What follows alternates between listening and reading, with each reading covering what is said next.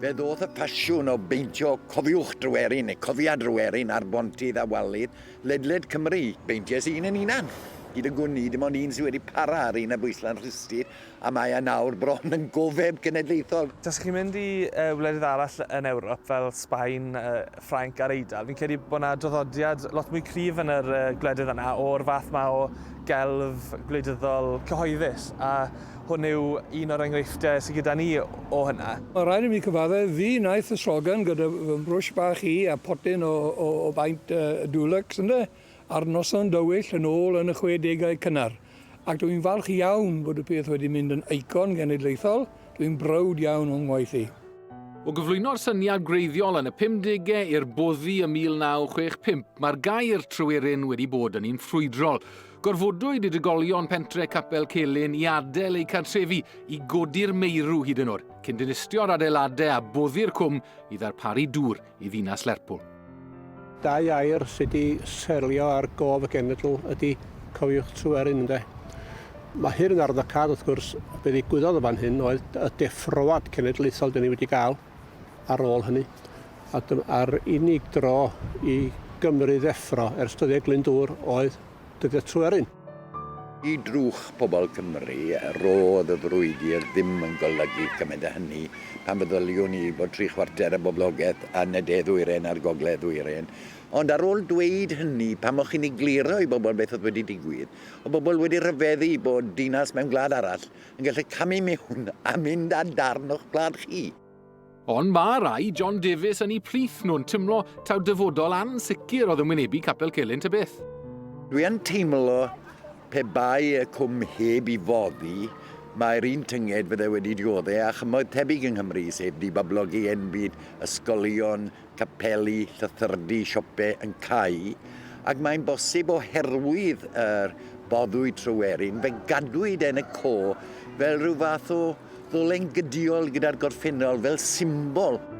A sôn am symbol, wel dyma chi'r cadarnhad. Oedd y wal mewn safle arbennig ar lle mae'r ffordd yn droi, a chi'n gyfarwydd ag yn siw gyda leibau i adael y car, ac eithon ni ati i peintio'r wal gwaith rhyw 20 munud oedd e, mae'n debyg, ac daeth neb hybo oedd yn hollol dywyll ac yn ffordd unig iawn ar amser yno o'r noson. Ac felly fe wnaethon ni y gwaith yn eitha hawdd, ydy gwir. Ac mae miloedd o bobl, mae'n debyg, wedi gweld y Slogan dros y blynyddoedd. O yswir, mae'r Merlin wedi cydio yn y dychymyg o'r artist enwog Aneirin Jones a creu'r ifanc yn Aberystwyth 1/4 canrif yn ôl. Mae'r awydd i beintio wedi bod yn gryf. A dim lot o weithgaredd yn digwydd oedd e o ran Cymdeithas yr Iaith a rhywbeth fel hyn, a o'n i'n ysu am wneud fy rhan.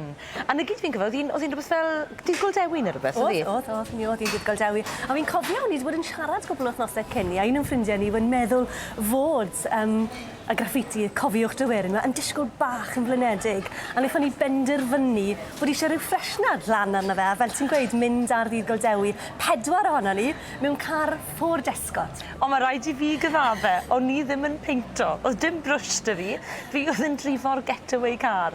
Fi oedd fan'na cadw goruchwyliaeth i weld bod yr heddlu ddim yn dod ar rhywbeth fel hyn. A mae rai fi fe, Catrin, oedd y nerfs i'n racs.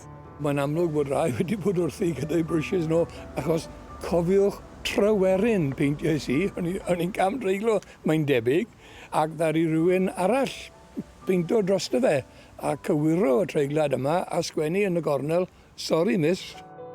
Yn ddiweddar roedd y Merlin wedi dechrau dangos i oedran ac unwaith eto, roedd angen cot y baint. Gath ei newid i anghofiwch Tryweryn yn y llynedd, a wedyn newid yn ôl i Cofiwch Dryweryn. A fi'n credu beth sy'n wastad wedi bod yn bwysig am y Merlin a'r Slogan tu ôl i ni yw bod e'n cael ei adnewyddu pan fod angen gyda bob cenedlaeth. Doedd Tryweryn yn symbol o anallu Cymru, y gymuned genedlaethol Cymreig, i weithredu pam roedd na farn gymhadol unedig ar unrhyw bwnc. Rhyw deimlad bod Cymru yn methu rheoli hunan, a dwi'n credu nawr, ar ryw olwg, mae canlyniad pell i Dryweryn yw'r cynulliad genedlaethol Cymreig. Dwi'n gobeithio, yn enwedig pe bai rhywun fel Cadw neu ryw awdurdod yn mabwysiadu'r lle, gyda plac i esbonio hanes y peth. Ie, dwi'n credu bydd hynny yn digwydd, bydd hynny'n dda o beth. A pe bai y pel yn dod i gasglu arian, byddai'n rhoi y ffi dwi'n gael am y pwt yma o'r gyfweliad i'r gronfa.